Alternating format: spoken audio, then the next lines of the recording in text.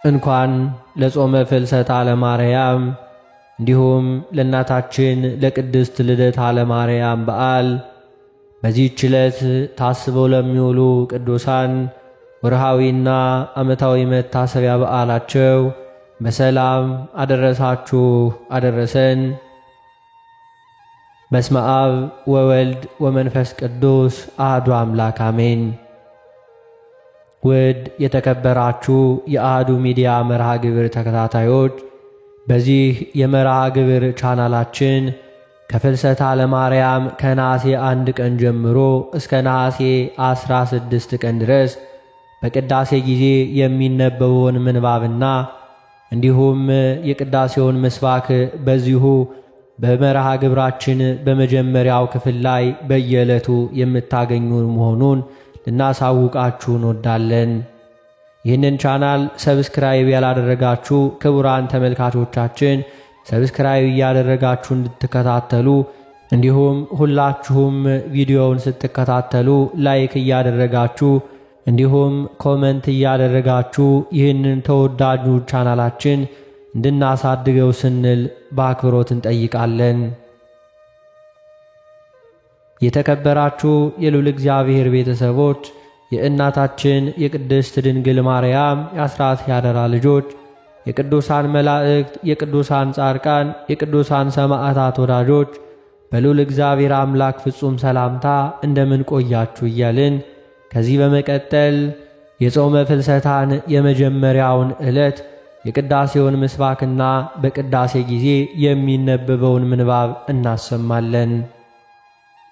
መዝሙር 119 ቁጥር 46 በነገሥታት ፊት ምስክርህን እናገራለሁ አላፍርምም፣ እጅግም በወደድኋቸው በትእዛዝህ ደስ ይለኛል። እጆቼንም ወደ ወደድኋቸው ወደ ትእዛዝህ አነሳለሁ።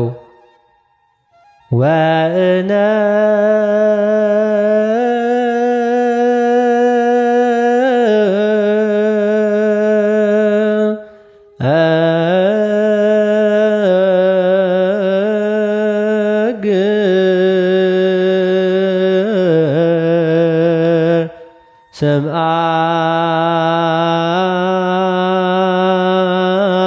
ስምዓከ በቅድመ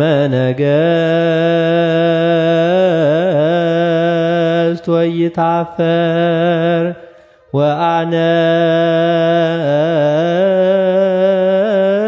ወአነብብ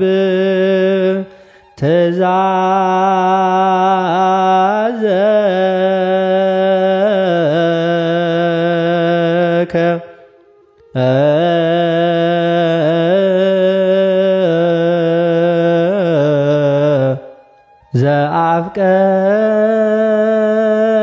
ዘአፍቀርኩ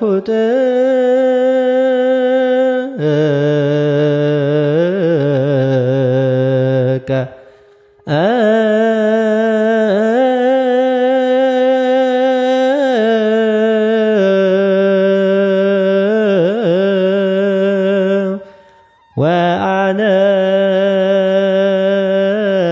ወአነስ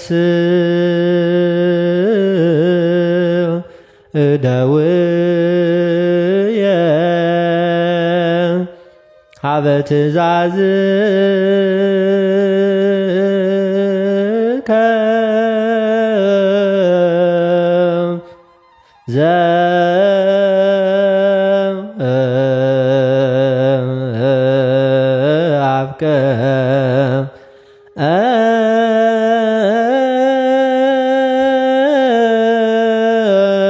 ዘአፍቀርኩ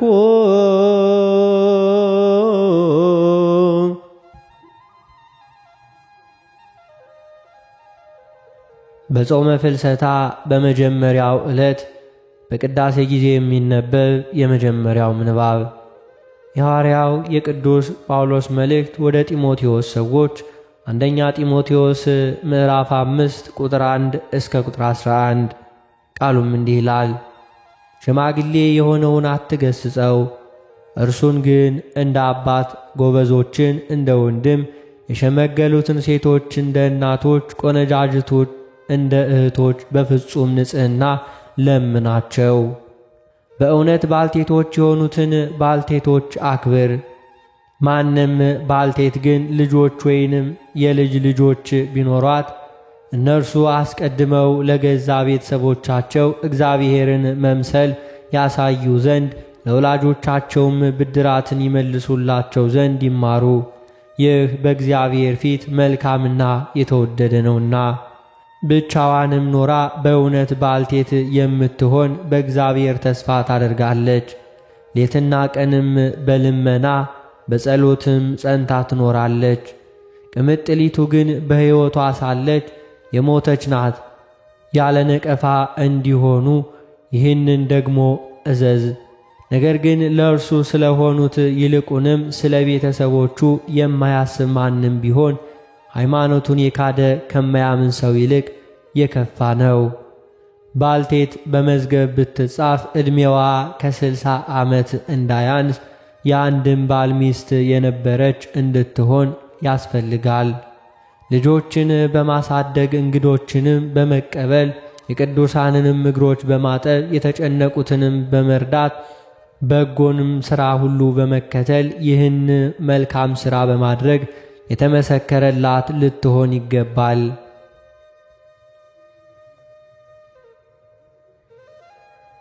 በጾመ ፍልሰታ በመጀመሪያው ዕለት በቅዳሴ ጊዜ የሚነበብ ሁለተኛው ምንባብ የሐዋርያው የቅዱስ ዮሐንስ መልእክት አንደኛ ዮሐንስ ምዕራፍ 5 ቁጥር 1 እስከ ቁጥር 6። ቃሉም እንዲህ ይላል። ክርስቶስ ነው ብሎ በኢየሱስ የሚያምን ሁሉ ከእግዚአብሔር ተወልዷል። ወላጁንም የሚወድ ሁሉ ከእርሱ የተወለደውን ደግሞ ይወዳል። እግዚአብሔርን ስንወድ ትእዛዛቱንም ስናደርግ የእግዚአብሔር ልጆች እንድንወድ በዚህ እናውቃለን። ትእዛዛቱን ልንጠብቅ የእግዚአብሔር ፍቅር ይህ ነውና። ትእዛዞቹም ከባዶች አይደሉም። ከእግዚአብሔር የተወለደ ሁሉ ዓለምን ያሸንፋልና፣ ዓለምንም የሚያሸንፈው እምነታችን ነው። ኢየሱስም የእግዚአብሔር ልጅ እንደሆነ ከሚያምን በቀር ዓለምን የሚያሸንፍ ማን ነው?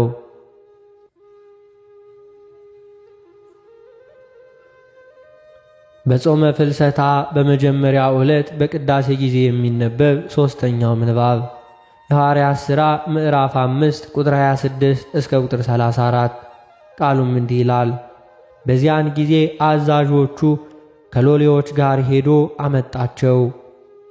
በኃይል ግን አይደለም፣ ሕዝቡ እንዳይወግሯቸው ይፈሩ ነበርና። አምጥተውም በሸንጎ አቆሟቸው። ሊቀ ካህናቱም በዚህ ስም እንዳታስተምሩ አጥብቀን አላዘዝናችሁምን? እነሆ ኢየሩሳሌምን በትምህርታችሁ ሞልታችኋል። የዚያንም ሰው ደም በእኛ ታመጡብን ዘንድ ታስባላችሁ ብሎ ጠየቃቸው። ጴጥሮስና ሐዋርያትም መልሰው አሉ፣ ከሰው ይልቅ ለእግዚአብሔር ልንታዘዝ ይገባል። እናንተ በእንጨት ላይ ሰቅላችሁ የገደላችሁትን ኢየሱስን የአባቶቻችን አምላክ አስነሳው። ይህን እግዚአብሔር ለእስራኤል ንስሐን የኀጢአትንም ስርየት ይሰጥ ዘንድ ራስም መድኃኒትም አድርጎ በቀኙ ከፍ ከፍ አደረገው። እኛም ለዚህ ነገር ምስክሮች ነን። ደግሞም እግዚአብሔር ለሚታዘዙት የሰጠው መንፈስ ቅዱስ ምስክር ነው። እነርሱም ሲሰሙ በጣም ተቆጡ፣ ሊገድሏቸውም አሰቡ።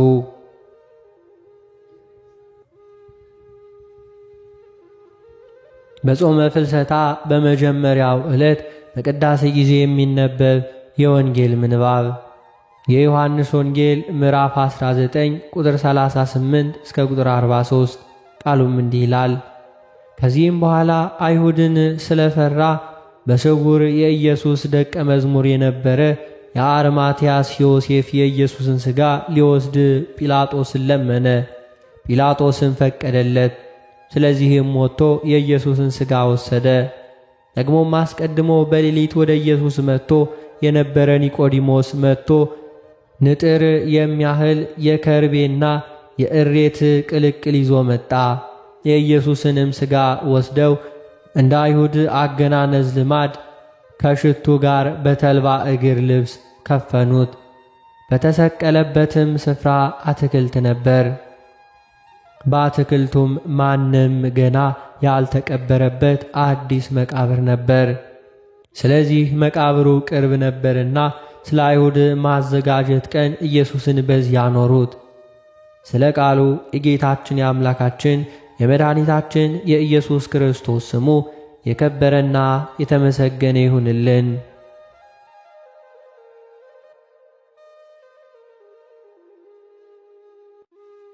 የተከበራችሁ የልዑል እግዚአብሔር ቤተሰቦች፣ የእናታችን የቅድስት ድንግል ማርያም የአስራት ያደራ ልጆች፣ የቅዱሳን መላእክት፣ የቅዱሳን ጻድቃን፣ የቅዱሳን ሰማዕታት ወዳጆች፣ ስለ ፍልሰታ ለማርያም ይህንን እንናገራለን።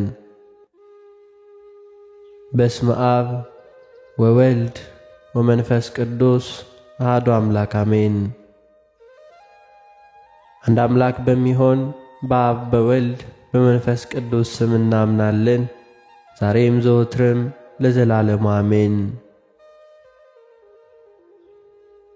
ፍልሰታ የሚለው ቃል ፈለሰ፣ ተሰደደ፣ ተገለጠ፣ መከፈት፣ መገለጥ፣ የመዝጊያ የመጋረጃ ከሚለው የግዕዝ ሥርወ ቃል የተገኘ ሲሆን የእመቤታችን የቅድስት ድንግል ማርያምን ትንሣኤን ይመለከታል። ፍልሰታ የሚለው ቃል ከአንድ አገር ወደ ሌላ አገር መሄድንም ያመለክታል። ፍልሰታ ለማርያም ሲባል እመቤታችን ቅድስት ድንግል ማርያም ካረፈች በኋላ ከጌቴሰማኒ ወደ ገነት መወሰዷን ማረጓን፣ በኋላም ሥጋዋ በገነት በዕፀ ሕይወት ሥር ከነበረበት መነሳቱ ለማመልከት የሚነገር ነውና። በኢትዮጵያ ኦርቶዶክስ ተዋሕዶ ቤተ ክርስቲያን ትውፊትና ቀኖና መሠረት ከሰባቱ የአዋጅ አጽዋማት መካከል አንደኛው ጾመ ፍልሰታ ለማርያም ሲሆን ከሕፃናት ጀምሮ እስከ አረጋውያን የሚጾሙት ታላቅ ጾም ነው።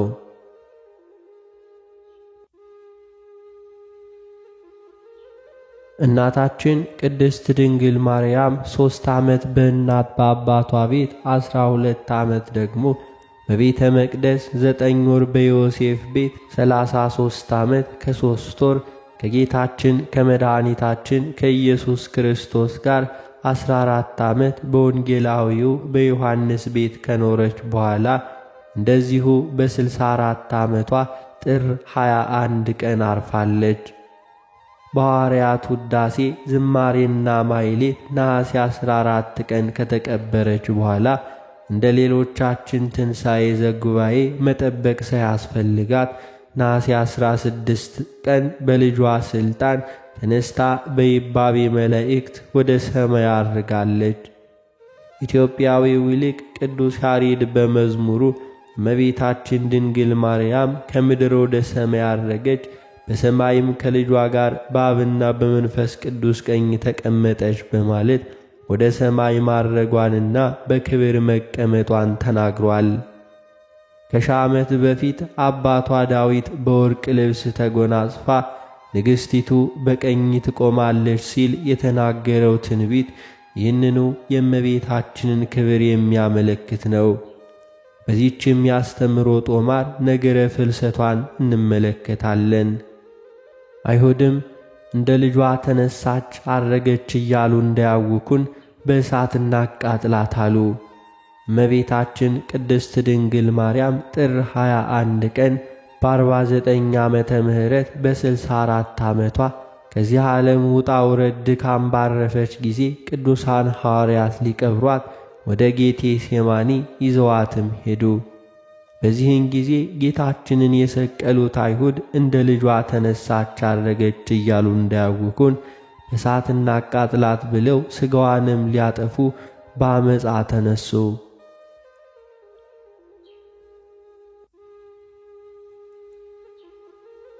ከእነርሱም መካከል ታውፍንያ የሚባል አይሁዳዊ የአልጋውን አጎበር ይዞ ሊያወርዳት ሲል የእግዚአብሔር መልአክ 2 እጆቹን ቆረጠው። ከዚህም በኋላ እግዚአብሔር አምላክ ሐዋርያው ቅዱስ ዮሐንስን ጨምሮ እመቤታችንን በደመና ነጥቆ ወደ ገነት ወስዶ ከዕፀ ሕይወት ሥር አስቀመጣት። ቅዱሳን ሐዋርያትም እመቤታችን ያለችበት ቦታ እንዲገለጥላቸው ባረፈችበት በ8ኛው ወር ከነሐሴ 1 ቀን ጀምረው ሱባዔ ገብተው እግዚአብሔርን በጸሎት መጠየቅ ጀመሩ። ሐዋርያት እመቤታችን ካረፈችበት ቀን ከጥር 21 ቀን ጀምሮ እስከ ነሐሴ ድረስ ጥያቄያቸውንና ጸሎታቸውን ባያቋርጡም ከሰው ተለይተው ሱባዔ ገብተው ጾም ጸሎት የጀመሩት ግን ነሐሴ 1 ቀን ጀምረው ነው። ቀድሞስ የክብር ባለቤት ጌታችን አምላካችንና መድኃኒታችን ኢየሱስ ክርስቶስ ደቀ መዛሙርቱ ሆነው እናቱ ቅድስት ድንግል ማርያም ተሰውራባቸው እንዴት ዝም ብለው ይቀመጣሉስ? ቅዱሳን ሐዋርያት 2 ሱባዔ ማለትም 14 ቀን ካደረሱ በኋላ የነገሩትንም የማይረሳ የለመኑትን የማይነሳ እግዚአብሔር አምላካችን ጸሎታቸውን ሰምቶ ነሐሴ 14 ቀን የእመቤታችንን ሥጋ ሰጥቷቸው በክብር ገንዘው በጌቴሴማኒ ቀብረዋታልና። በሦስተኛውም ቀን በልጇ በጌታችንና መድኃኒታችን ኢየሱስ ክርስቶስ ሥልጣን እንደ ልጇ ከሙታን ተለይታ ተነስታለች።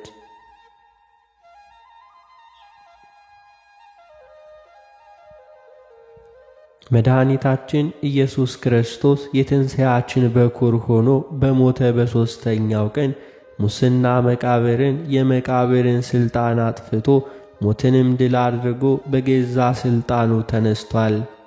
እናቱም እመቤታችን በልጇ ሥልጣን እንደ ልጇ ትንሣኤ ከመትንሣኤ ወልዳ በሦስተኛው ቀን ተነስታ ትንሣኤ ዘጉባኤን ሳትጠብቅ በክብር አድርጋለች።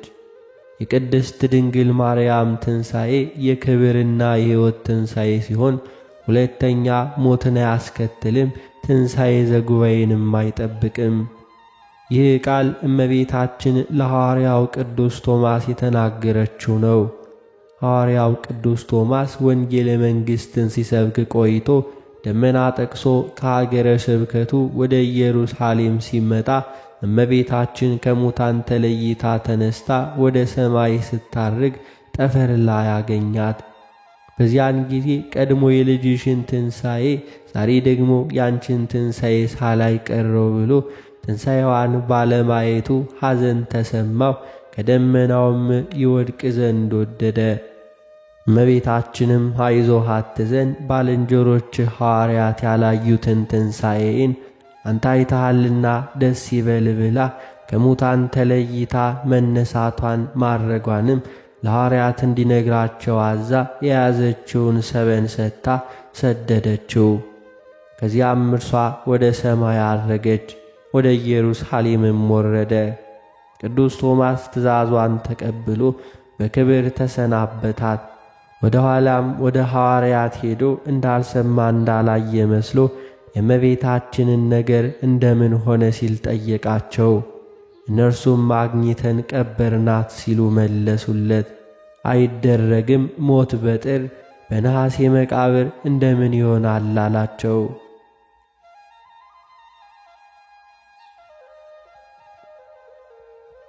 በዚያንም ጊዜ ሐዋርያው ቅዱስ ጴጥሮስ ከዚህ በፊት የክርስቶስን ትንሣኤ መጠራጠሩን ጠቅሶ እየገሰጸ መከራከሩንና መጠራጠሩን ትቶ ስለ እመቤታችን መቀበር እነርሱም ስለሚነግሩትም ሁሉ አምኖ መቀበል እንደሚገባው ለቅዱስ ቶማስ አስረዳው።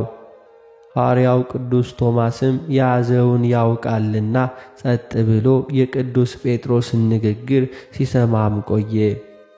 ቅዱስ ጴጥሮስም ተቆጥቶ የእመቤታችንን ክቡር ሥጋ ለቅዱስ ቶማስ ለማሳየት ሄዶ መቃብሯንም ቢከፍት የእመቤታችንን ሥጋ ሊያገኘው አልቻለም። በዚህ ጊዜ ቅዱስ ጴጥሮስ ደንግጦ ቆመ። ቅዱስ ቶማስ ወንድሞች አታምኑኝምን ብሎ እንዲሁም እመቤታችንስ ከሙታን ተለይታ ተነስታ ስታርግ አግኝቻታለሁ ብሎ እመቤታችን የሰጠችውን ሰበን ለሐዋርያት ሰጥቷቸዋል። ይህንን ሰበንም ሊቁ በመልክአ ማርያም ድርሰቱ እመቤቴ ማርያም ሆይ ዋጋው እጅግ ብዙ በሆነና ማዛው በሚጣፍጥ ሽቱ በሐዋርያት እጅ ለተገነዘው ንጹሕ ሥጋሽ ሰላምታ ይገባል እንዳለው ቅዱሳን ሐዋርያት ሞገሳቸውን እመቤታችንን ለመቅበር የገነዙበት ነበርና እነርሱም በእመቤታችን ቅድስት ድንግል ማርያም ትንሣኤና ዕርገት እየተደሰቱ ሰበኑን ለበረከት ተከፋፍለውታል። በየሀገረ ስብከታቸው ሕሙማንን ሲፈውሱበትና ገቢረ ተአምር ሲያደርጉበት ኑረዋል። ሊቃውንተ ቤተ ክርስቲያን እንደሚያስተምሩን በቅዳሴ ጊዜ ሠራይ ዲያቆኑ በሚይዘው መስቀል ላይ የሚታሰረው መቀነት እንዲሁ መሰል ልብስም እንደዚሁ አባቶች ካህናት በመስቀላቸው ላይ የሚያስገቡት ቀጭን ልብስና በራሳቸው ላይም የሚጠመጥሙት ነጭ ሻሽ የእመቤታችን ሰበን ምሳሌ ነው። ቅዱሳን ሐዋርያት ለበረከት ተከፋፍለውታልና።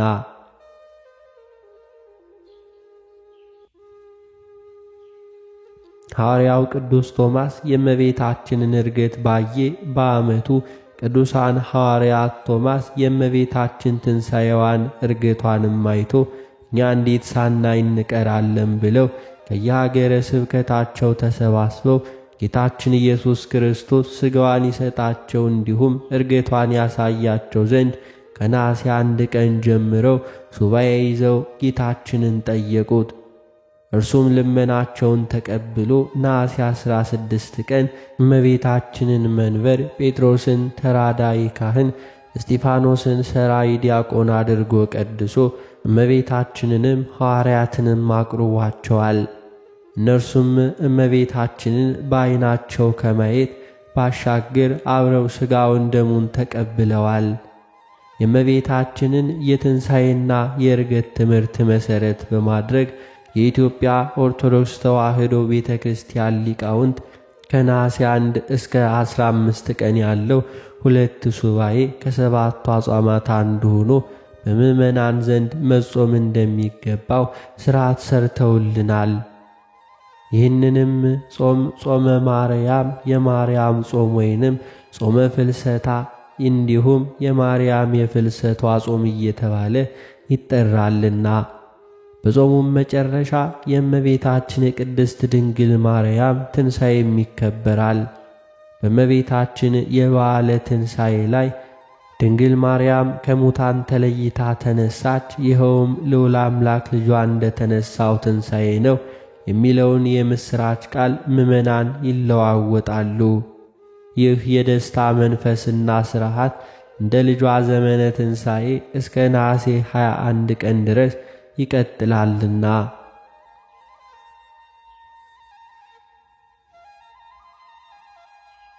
የመልክዓ ማርያም ደራሲ እንደዚሁ እመቤታችን ማርያም ሆይ በምስራቃዊው ተክለ ገነት መካከል የብርሃን ድንኳኖች ወደ ተተከሉበት ላረገ ሥጋሽ ሰላምታ ይገባል ያለውም ይህንን ያመለክታል።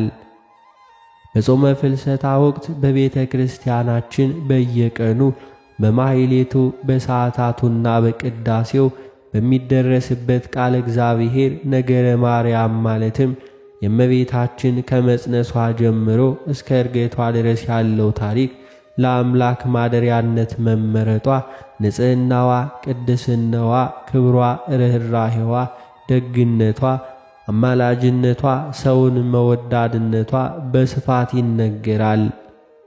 እመቤታችንንም ከሚያወድሱ ድርሳናት መካከል በተለይ ምስጢረ ሥላሴ፣ ምስጢረ ሥጋዌና ነገረ ድኅነትን ከነገረ ማርያም ጋር በማዛመድም የሚያትተው ቅዳሴ ማርያም እንደዚሁ ነገረ ድኅነትን ከምስጢረ ሥጋዌ እና ከነገረ ማርያም ጋር በማመሳጠር የሚያትተው ውዳሴ ማርያምን በስፋት ይጸለያል፣ ይቀደሳል፣ እንደዚሁም ይተረጎማልና። በሰንበታት የሚዘመሩ መዝሙራት በየዕለቱ በቅዳሴ ጊዜ የሚነበቡ የመጽሐፍ ቅዱስ ክፍሎችም እመቤታችን ቅድስት ድንግል ማርያም በእግዚአብሔር ለተዋሕዶ መመረጧን፣ ለዘላለማዊ ድንግልናዋን፣ ክብሯን፣ ቅድስናዋን፣ ንጽሕናዋን የሚያወሱ ናቸው። የእመቤታችን ንጽሕና የነገረ ድኅነት የጌታችን ቤዛነት መነሻ መሠረት ነውና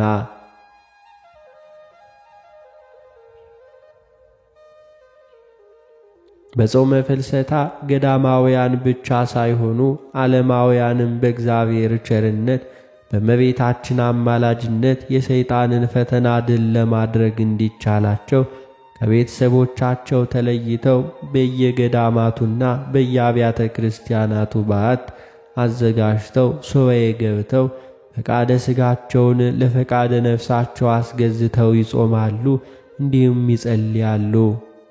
እንደዚሁም ቅዱስ ሥጋውን ክቡር ደሙንም ይቀበላሉ። ይህ ጾም ለእመቤታችን ያለንን ፍቅር የምንገልጽበት ወቅት ነው። በተለይ ኦርቶዶክሳውያን ሕፃናት በአብዛኛው ትምህርተ ወንጌል የሚማሩበት ቅዱስ ሥጋውንና ክቡር ደሙን የሚቀበሉበት በዚሁ በጾመ ፍልሰታ ነው።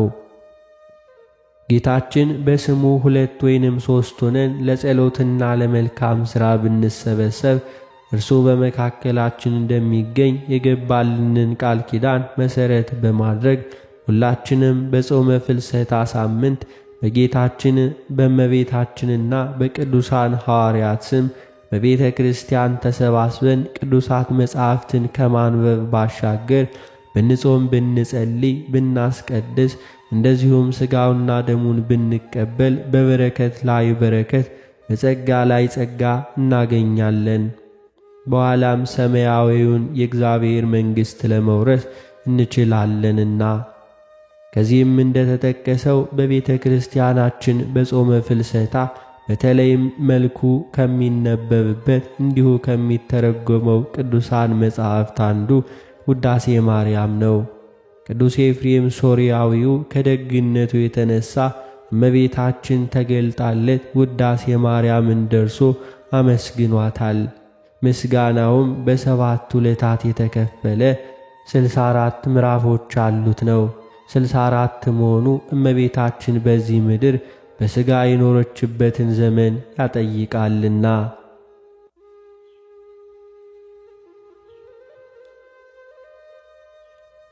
ኢትዮጵያዊው ሊቅ ቅዱስ ያሬድም ደግሞ በእያንዳንዱ ምዕራፍ መጨረሻ ሳሊለነ ቅድስት ቅድስት ሆይ ለምኝልን የሚለውን ጨምሮበታል።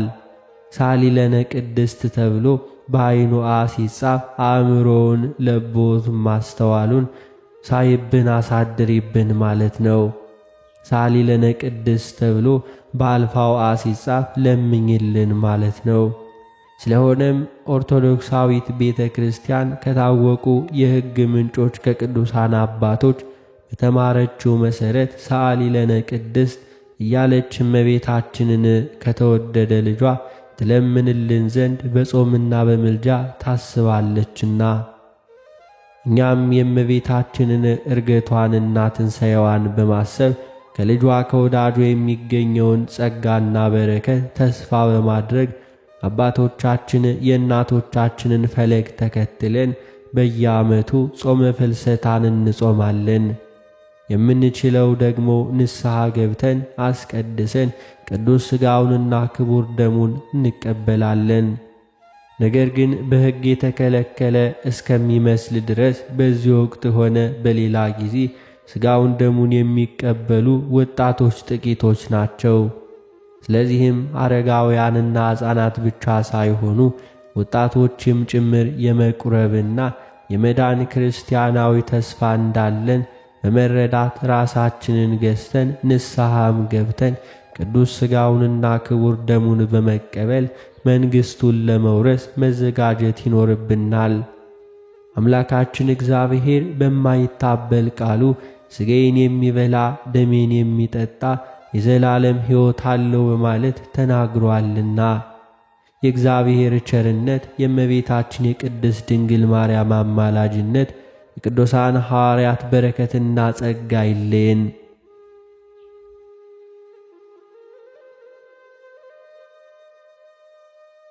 የተከበራችሁ የልዑል እግዚአብሔር ቤተሰቦች ከዚህ በመቀጠል የእመቤታችንን የቅድስት ድንግል ማርያም የፍልሰቷን ታምር እናሰማለን።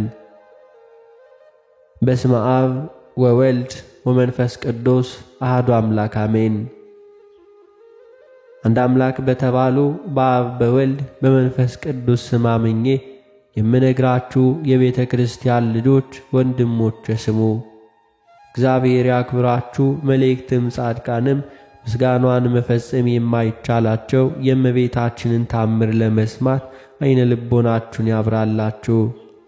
በረከቷ ልመናዋ ከንጉሣችን ጋር ለዘላለሙ ይኑር። ከታምር አስቀድሞ ይህን ነበብ ሕዝቡም እዝነ ልቦናቸውን ከብተው ይስሙ። በዕብራይስጥ ማርያም የምትባል የእመቤታችንን ክብሯን፣ ልዕልናዋን፣ ምስጋናዋን በልቦናችሁ አሳድሩ አኑሩ። ማርያም ማለት መንግሥተ ሰማያት መርታ የምታገባ ማለት ነው። እመቤታችን ማርያም ዓለም ሳይፈጠር በአምላክ ልቦና ታስባ ትኖር ነበር። ፍጥረት ሁሉ እመቤታችንን ለማመስገን ተፈጠረ። አዳምና ሔዋንም እመቤታችን ከእነርሱ ልትወለድ ተፈጠረች። አዳምም እመቤታችን ማርያምን ከእርሷ አብራክ እንደምትከፈል ከሔዋንም ማኅፀን እንደምትወለድ አውቆ ሔዋንን ሕይወቴ ነሽ ይላት ነበር።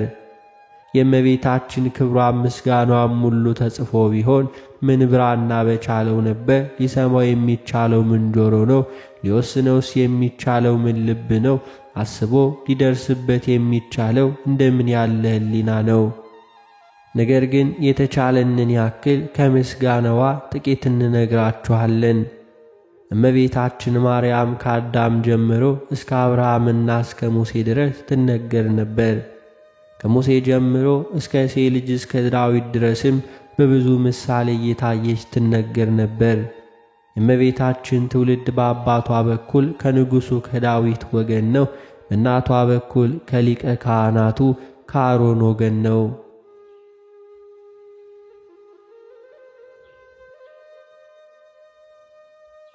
የአባቷም ስም ኢያቄም ነው። የእናቷም ስም ሐና ነው።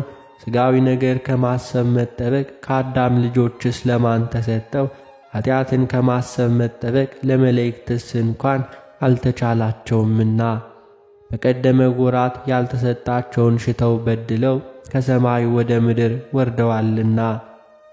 እንደ እመቤታችን እንደ ማርያም የአብ ማረፊያ የሆነ ማን ነው? እንደ እመቤታችን እንደ ማርያም የወልድስ ማደሪያ የሆነ ማን ነው? እንደ እመቤታችን እንደ ማርያም የመንፈስ ቅዱስ ቤት የሆነ ማን ነው? ለሰው ኃጢአት ሳይሠራ መኖር ይቻለዋልን? ከአራቱም ባሕርያት ከተፈጠረ ሰው ከእመቤታችን በቀር እሳትን የተሸከመ ኃጢአትን ያልሠራ የለም። እመቤታችን ማርያም ከመላእክት ይልቅ ንጽሕት ናት። እመቤታችን ማርያም ከሴቶች ሁሉ ትበልጣለች። የእመቤታችን ማርያም ሐሳብ እንደ አምላክ ሐሳብ ነው። እመቤታችን ማርያም መልኳ እንደ አምላክ መልክ ነው። አምላክን መልክ ይመስላል። እመቤታችን ማርያም ንጽሕት በመሆኗ አምላክ እንዲያድርባት አደረገችው። እመቤታችን ማርያም ለአምላክ የደስታ ማደሪያ ሆነችው።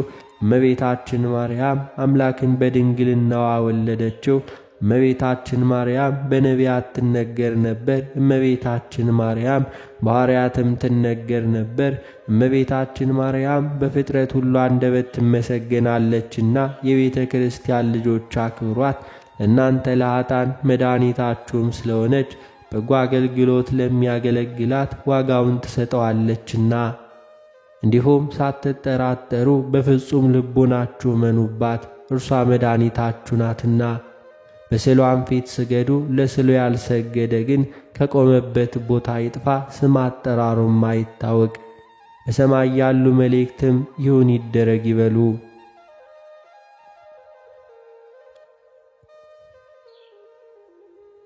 ለእመቤታችን ስግደት እንዲገባ 3 ጊዜ ሰግድልሻለሁ። እግዚአብሔር ከአንቺ ሰው እንዲወጣ ከአንቺ የወጣ እመቤቴ ማርያም ሆይ ደስ ይበልሽ ብሎ ዮሐንስ አፈወርቅ በድርሳኑ እንዳመሰገነሽ እኔም አመሰግንሻለሁ። የጠፋ በግ አዳምን የፈለገው ባገኘውን ጊዜ የተሸከመው እውነተኛ ቸር ጠባቂያችን ክርስቶስ ካንቺ የተወለደ እመቤቴ ማርያም ሆይ ደስ ይበልሽ። እግዚአብሔር በደይን የጣላት የሔዋን ጽኑ የሚጎዳ ማሰሪያዋ ባንቺ የተቆረጠላት እመቤቴ ማርያም ሆይ ደስ ይበልሽ። እግዚአብሔር በብሩህ ደመና ተጭኖ መጥቶ በማኅፀንሽ አደረ። እመቤቴ ማርያም ሆይ ደስ ይበልሽ። በቅዱሳን ነቢያት በቅዱሳን መላእክት አድሮ የሚኖር ካንቺ ተወልዶ የተገለጸልን እመቤቴ ማርያም ሆይ ደስ ይበልሽ። ከአብ ከመንፈስ ቅዱስ ጋር የምንሰግድለት ቃል የሚባል እግዚአብሔር በአንቺ ባሕሪ ከአንቺ ይወለድ ዘንድ የወደደሽ እመቤቴ ማርያም ሆይ ደስ ይበልሽ። እኔ ለምእመናን ወንጌልን የማስተምርለት የጌታ እናቱ እመቤቴ ማርያም ሆይ ደስ ይበልሽ። ከወለድሽውም በኋላ ማኅተመ ድንግልናሽ እንዳይለወጥ አድርጎ የጠበቀሽን አማኑኤልን የወለድሽው እመቤቴ ማርያም ሆይ ደስ ይበልሽ። ማኅተመ ድንግልናሽ ሳይለወጥ ንጉሥ ክርስቶስን የወለድሽ እመቤቴ ማርያም ሆይ ሰላምታ ይገባሻል።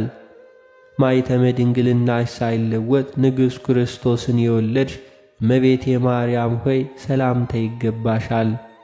ልዩ መድኃኒታችንን በመውለድሽ እናትም አገልጋይም ተብለሻልና ባሕሪሽም ባሕሪ አድርጎ ባለሟልነትን አግኝተሻልና እመቤቴ ማርያም ሆይ ሰላምታ ይገባሻል። እኛ ከምንወደው እርሱ ከሚወደን ልጅሽ ኀጢአታችንንም ያስተሰርይልን ዘንድ ለምኝልን።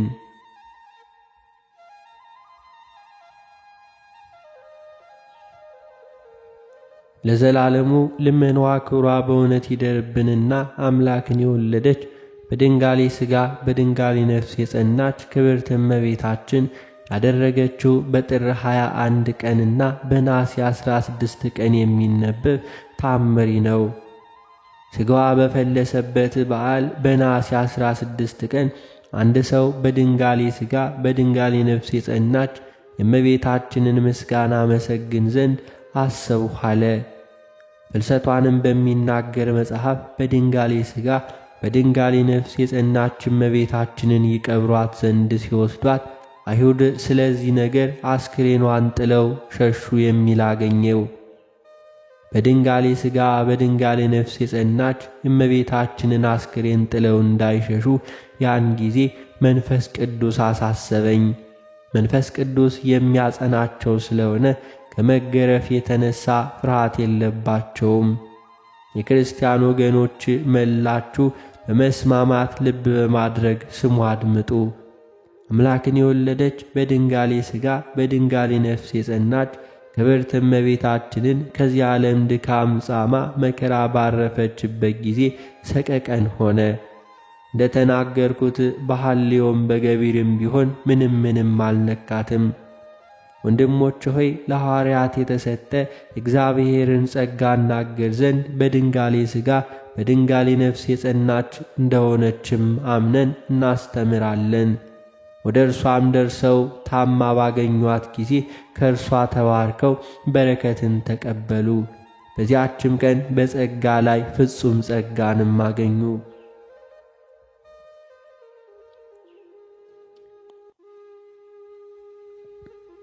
ያን ጊዜ በፊቷ ሰገዱ፣ ሥጋዋንም እጅ ነሱ።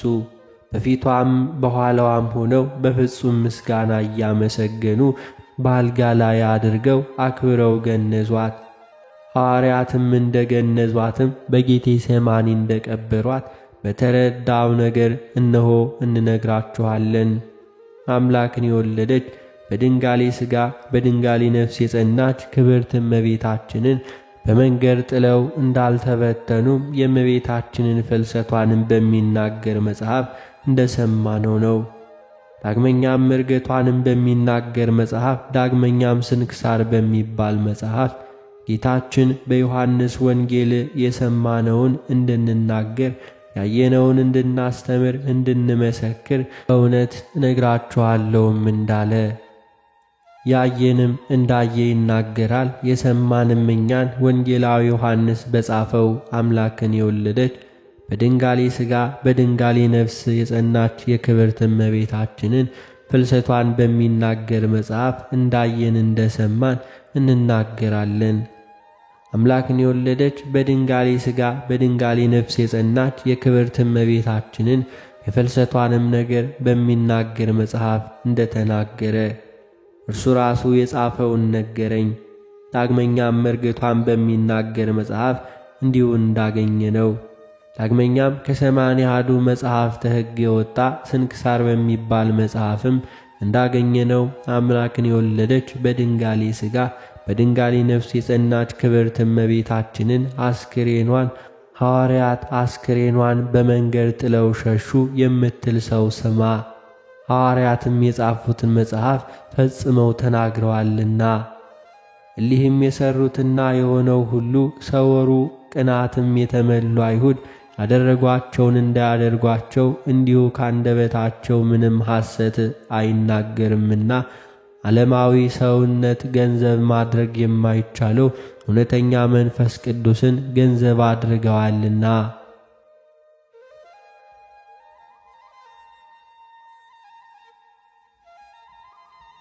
የሐሰት ነገር ኀጢአትንስ ለምን ትሻላችሁ አለ። በአራቱም ማዕዘን ሁሉ በአደባባዩም ሁሉ እየዞርክ ንጹሕና በሚሆን በአባቶቻችን በሐዋርያት ላይ የሚያሳርፈውን የመጣባቸውን የንጽሕት የእመቤታችንን የማርያምን አስክሬን ጥለው ሸሹ ብለ ደፍረህ ትናገርባቸው ዘንድ አይገባም። ይህ ሥራ ለአጋንንት ነው እንጂ ለአባቶቻችን ለሐዋርያትም አይደለም።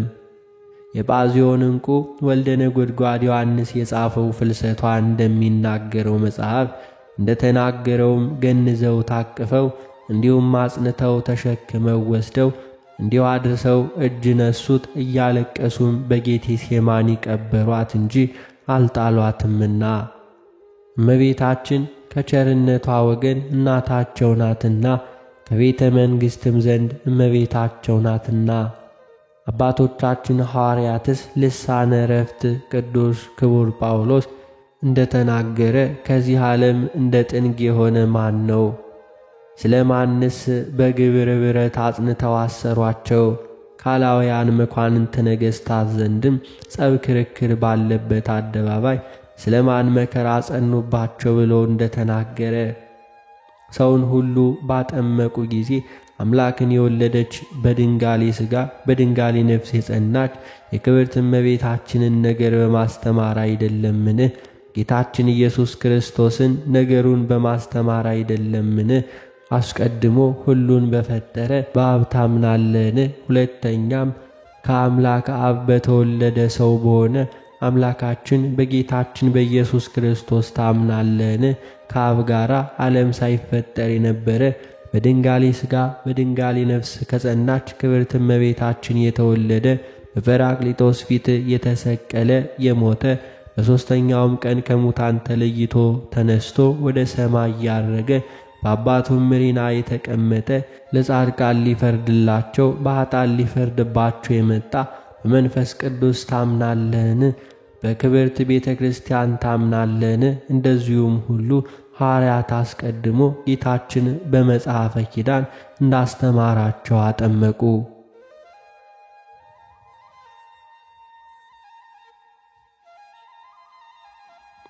አንተ ሰው ማንን አስተማረው ትላለህ? ከሀገር ወደ ሀገር ስለ ማንስ ተሰደዱ? ስለ ማንስ ተራቡ ተጠሙ? ስለ ማንስ መከራን አጸኑባቸው? ስለ ማንስ ይዘው አሰሯቸው?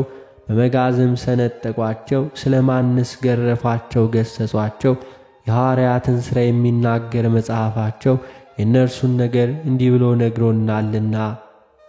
ሊቀ ካህናት የሰዱቃውያን ወገኖች በጠላትነት ተነሱባቸው። በእሳቸውም ቀንተው ሐዋርያትን ይዘው አስረው በግዞት ቤት አዋሏቸው። ከእግዚአብሔር የታዘዘ መልአክ የግዞትን ቤት በር ከፍቶ አውጥቶ ሄዳችሁ ከምኵራብ ገብታችሁ ይህንን የክርስቶስን ነገር ለሕዝቡ ንገሯቸው አላቸው። ሰምተውም ማልደው በነጉ ሄዱ።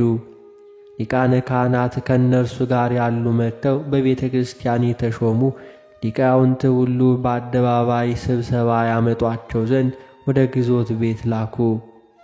ብላቴኖቻቸውን ባገኟቸው ጊዜ ተመልሰው ሄደው የግዞት ቤቱን ተቆልፎ ተዘግቶ በአራቱም ማዕዘን ተሰውሮ ዘበኞች በሩን ሲጠብቁት አገኘነው። በከፈትነውም ጊዜ በውስጡ ያገኘነው የለም አሏቸው። ሊቃነ ካህናት በምኵራብ የተሾሙ ይህንን ነገር ሰምተው የሚሰሩትን አጡ። ይህ ምንድን ነው አሉ። አንዱ መጥቶ ያሰርኋቸው እለዚያ ሰዎች ከምዕራብ ገብተው ቁመው ለሕዝቡ እነሆ ያስተምራሉ አላቸው።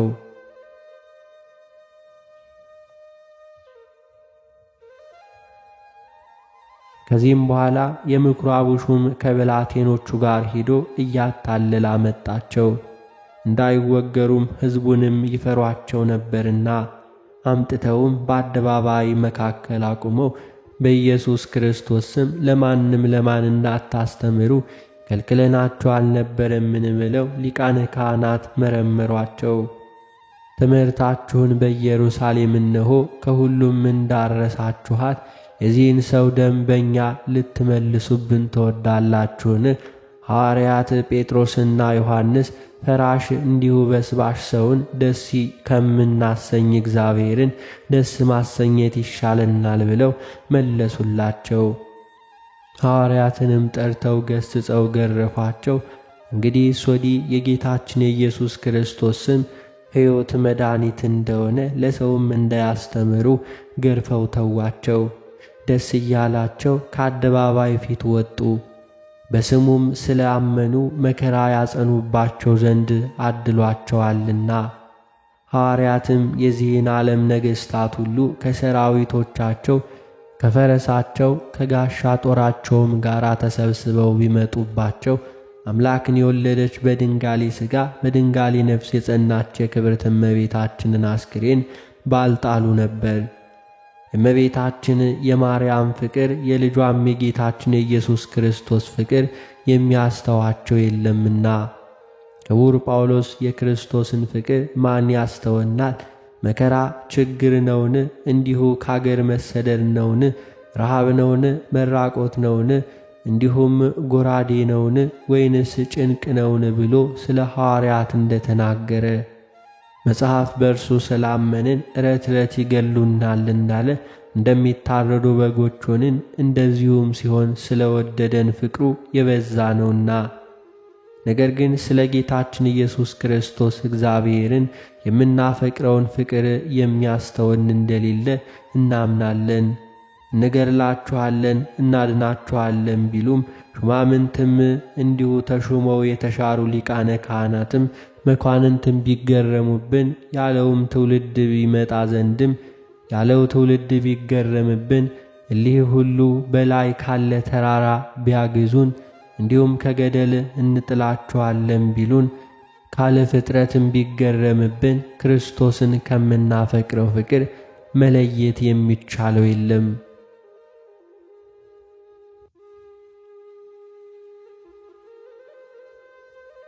አንተ ሰው አስተውል።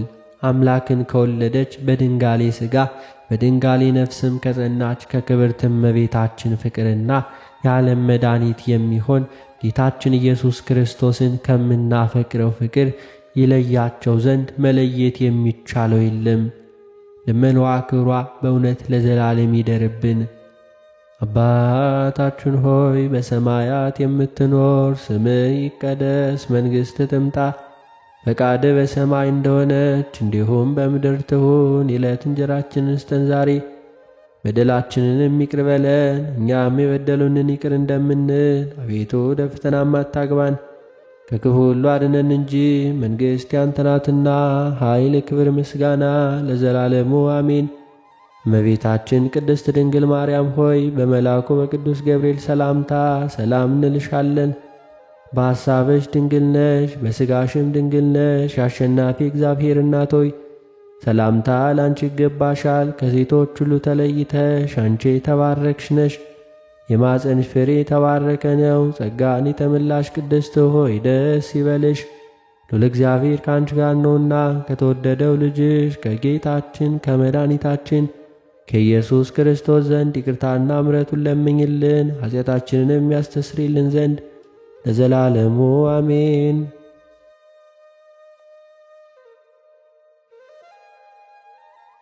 የተከበራችሁ የልዑል እግዚአብሔር ቤተሰቦች ከዚህ በመቀጠል በነሐሴ 1 ቀን የሚነበበውን ስንክሳር እናሰማለን።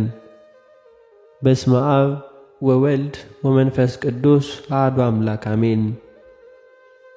አንድ አምላክ በሆነ በአብ በወልድ በመንፈስ ቅዱስ ስም የተባረከ የወርኃ ነሐሴ የቀኑ ሰዓት 13 ነው።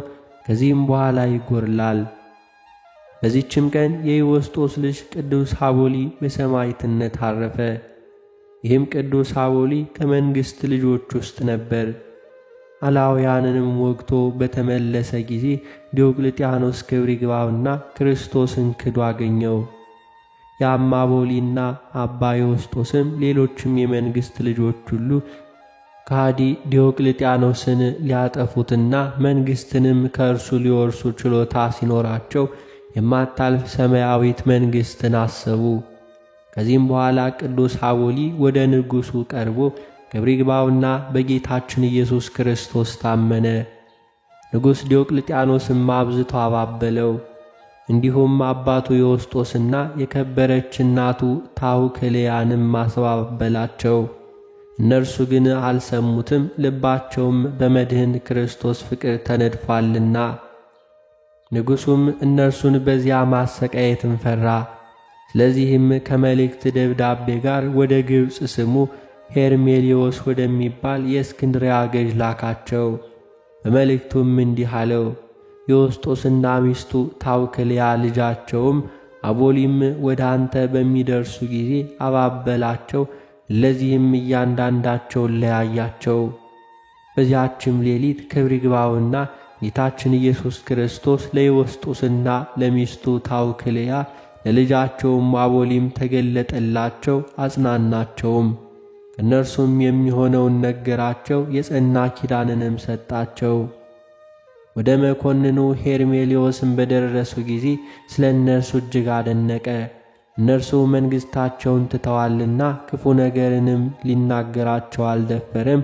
ከምክራቸውም ይመለሱ ዘንድ በለሰለሰ ቃል ሸነገላቸው እንጂ ነገር ግን አልሰሙትም።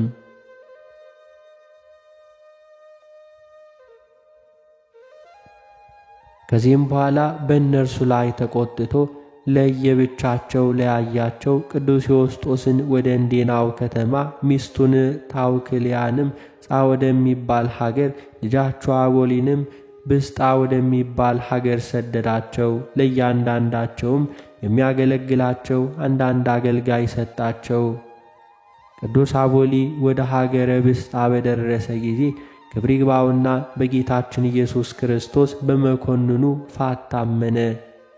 መኮንኑም ጽኑ ሥቃይን በእሳት ቃጠሎና በመንኰራኵር አሰቃየው።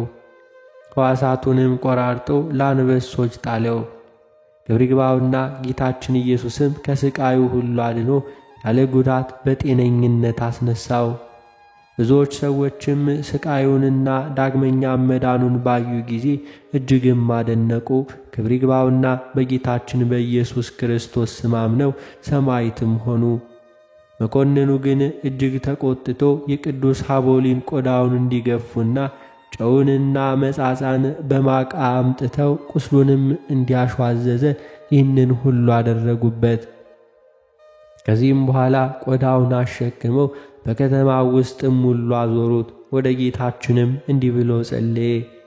የሕያው እግዚአብሔር ልጅ ጌታ ኢየሱስ ክርስቶስ ሆይ እርዳኝ፣ ከዚህም ሥቃይ አድነኝ። ያን ጊዜ የመላእክት አለቃ ቅዱስ ሚካኤል ወደ እርሱ መጣ፣ ሁለመናውንም ዳሶ አዳነው። መኮንኑም በእርሱ ላይ የሚደረገውን እስኪያስብ ከእስር ቤት እንዲጨምሩ ታዘዘ። ቅዱስ አቦሊም ቆሞ ጸለየ። ያን ጊዜ ክብር ይግባውና ጌታችን ተገለጠለትና የመረጥኩህ አቦሊ ሰላም ላንተ ይሁን፣ እኔ ካንተ ጋር እኖራለሁ አለው። ጌታችንንም ባየው ጊዜ እጅግ ደስ አለው። ክብር ይግባውና ለጌታችንም ሰገደለት።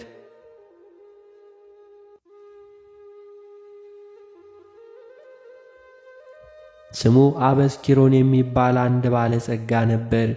የቤቱንም ግድግዳ አፍርሰው አዲስ ይሰሩለት ዘንድም ሠራተኞቹን አመጣ። ሥራቸውንም ሲጨርሱ ከዚያ ይቆሙ ዘንድ 2 ልጆችን አዘዛቸው።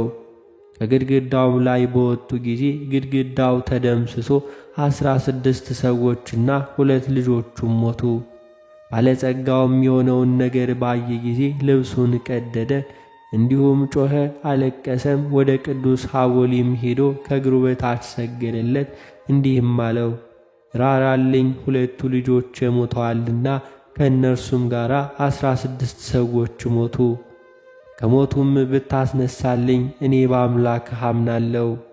ያን ጊዜ ቅዱስ አቦሊ ተነሣ፣ እንዲህም ብሎ ጸለየ። ስለ ቅዱስ ስም መከራ እንቀበል ዘንድ የመረጥከኝ ጌታ ኢየሱስ ክርስቶስ ሆይ በእሊህ በሞቱ ሰዎች ላይ ኃይልህን ግለጥ። እሊህ ሰዎችም ሁሉ እንዲያምኑ ያለ አንተ ሌላ አምላክ እንደሌለ ያውቁ ዘንድ ከሞት አስነሳቸው። ለአንተ ምስጋና ይሁን ለዘላለሙ አሜን። ከዚህም በኋላ የተገፈፈ ቆዳውንም ወስዶ በሞቱት ሰዎች ላይ ዘረጋውና በሕያው እግዚአብሔር ልጅ በጌታ በኢየሱስ ክርስቶስ ስም ከሞት ተነሱ አለ። ወዲያውኑም ሁሉም ድነው ተነሱ። በዚያም ያሉ ሕዝብም ይህንን ድንቅ ሥራ ባዩ ጊዜ የክርስቲያን አምላክ የቅዱስ አቦሊ አምላክ ኢየሱስ ክርስቶስ አንድ ነው፣ እኛም እናምንበታለን፣ ከእርሱ በቀር ሌላ አምላክ የለምና እያሉ ጮኹ። ባለጸጋው አበስኪሮንም ወጥቶ ለቅዱስ አቦሊ እንዲህ እያለ ሰገደ። ኢየሱስ ክርስቶስ ክብር ይግባውና እውነተኛ አምላክ እንደሆነ ዛሬ አወቅሁ፣ እኔም አምንበታለሁ። ከቤተሰቦቹ ጋር ሁሉ አመኑ። መኮንኑም አረፈ።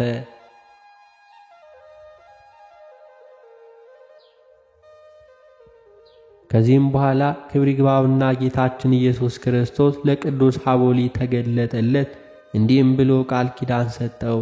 በመከራ ውስጥም ያለ ሰው በስምህ እርዳታ ቢለምን እኔ ሰማዋለሁ፣ ልመናውንም ፍላጎቱንም እፈጽምለታለሁ። በስምህ ቤተ ክርስቲያን ለሠራ እኔ በሰማያዊው ብርሃን ማደሪያ ቤትን እሠራለታለሁ።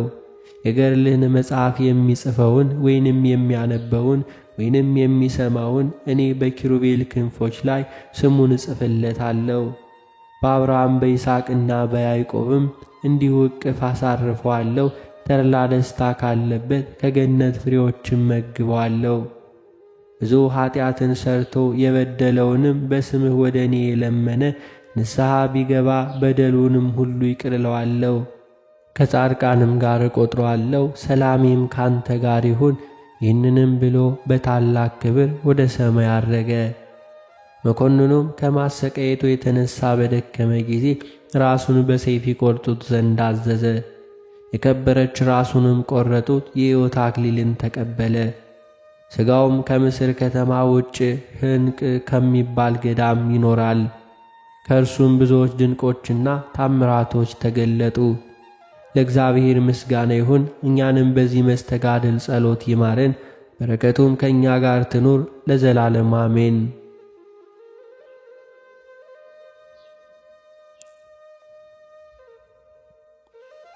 በዚህችም ቀን አምላክን የወለደች የእመቤታችን የድንግል ማርያም እናቷ የሐና መታሰቢያዋ ነው።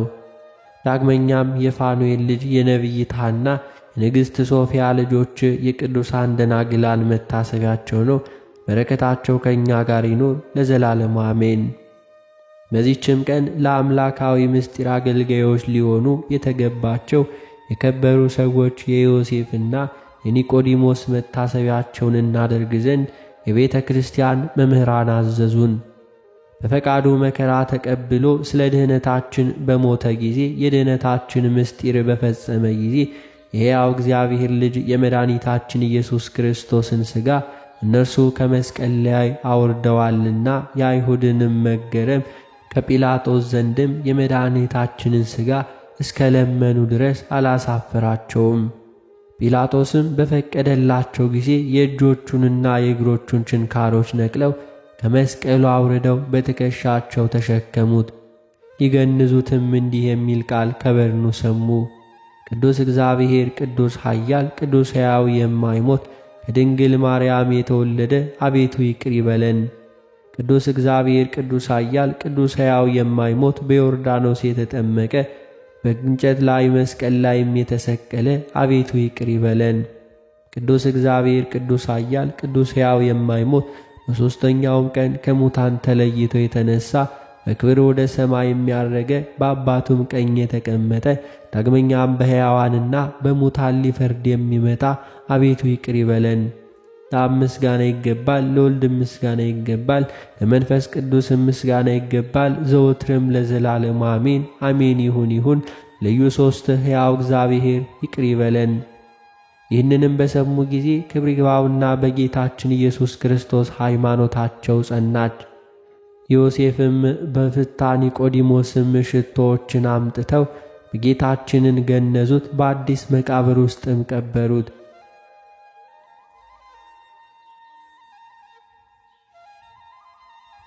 ይህ ዮሴፍም ለሰማዕታት መጀመሪያ ለእስጢፋኖስ ዘመድ ለሆነ ለቀሌዮጳ ወንድም ለኒቆዲሞስ ዘመድ ነው። ኒቆዲሞስም የአይሁድ አለቃ ፈሪሳዊ ነበር።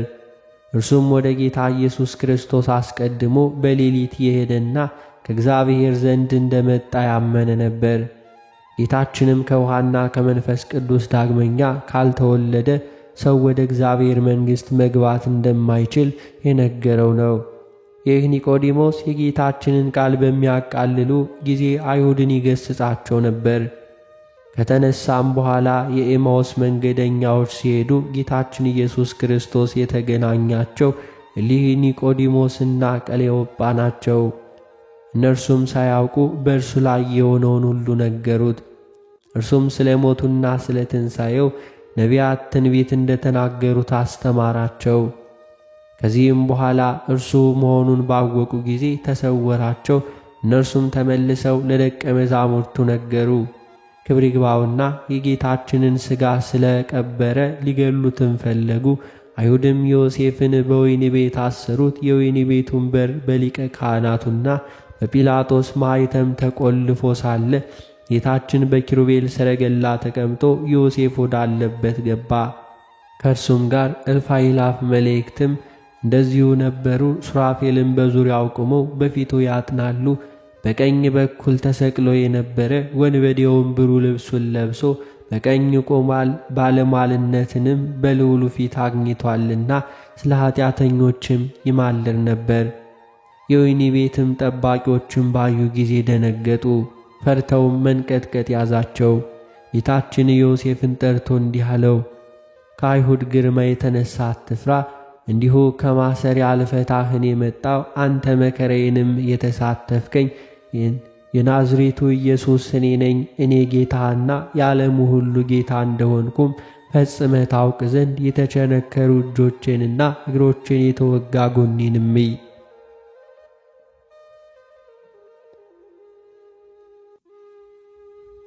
ከዚያም ዮሴፍን ነጥቆ ወደ ሀገሩ አርማትያ ወሰደው። የወህኒ ቤት ጠባቂዎችም ሄደው ጌታችን ያደረገውን ሁሉ ዮሴፍንም ይዞ ከእርሱ ጋር እንደወሰደው ለካህናት አለቆች ነገሩት። የካህናት አለቆችም በሄዱ ጊዜ የወህኒ ቤቱ በር ተቈልፎ አገኙት፣ እሽጉም አልተለወጠም ነበር። እሊህም ቅዱሳን ከሐዋርያት ጋር ወንጌልን እየሰበኩ ኖሩ። ብዙ መከራንም አገኛቸው። ከዚህም በኋላ በሰላም አረፉ። በረከታቸው ትድረሰን ለዘላለም አሜን። አነሳስቶ ላስጀመረን አስጀምሮ ላስፈጸመን ለጌታችን ለአምላካችን ለመድኃኒታችን ለኢየሱስ ክርስቶስ ክብርና ምስጋና ይገባል፣ ዛሬም ዘውትርም ለዘላለም አሜን።